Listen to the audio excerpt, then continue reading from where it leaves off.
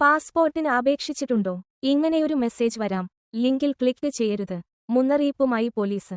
പാസ്പോർട്ടിന് അപേക്ഷിച്ചവരെ ലക്ഷ്യമിട്ട് നടക്കുന്ന പുതിയ തട്ടിപ്പിനെതിരെ ജാഗ്രതാ നിർദ്ദേശവുമായി കേരള പോലീസ്. ലിങ്കില് ക്ലിക്ക് ചെയ്താല് പെട്ടെന്നുതന്നെ പാസ്പോർട്ട് വീട്ടിലെത്തും എന്ന വാഗ്ദാനവുമായി എത്തുന്ന സൈബര് തട്ടിപ്പുകളില് ജാഗ്രത പുലർത്തണമെന്നാണ് മുന്നറിയിപ്പ്.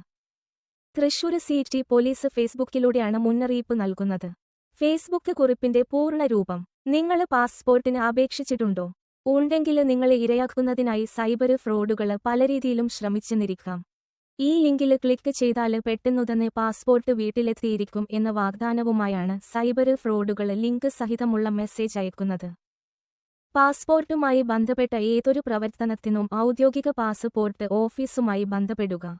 ഔദ്യോഗിക പാസ്പോർട്ട് സേവാ വെബ്സൈറ്റോ ആപ്ലിക്കേഷനോ ഉപയോഗിക്കുക. പാസ്പോർട്ട് സേവനങ്ങള് നൽകുന്നുവെന്ന് അവകാശപ്പെടുന്ന അനൗദ്യോഗിക വെബ്സൈറ്റുകളില് പ്രവേശിക്കുകയോ അതിലൂടെ ഫീസ് അടക്കുകയോ ചെയ്യരുത്. ഔദ്യോഗിക വെബ്സൈറ്റ് ആണോ എന്ന് ഉറപ്പാക്കാന് URL പരിശോധിക്കുക. gov.in എന്നതില് അവസാനിക്കുന്നവയല്ലെങ്കില് www.passportindia.gov.in.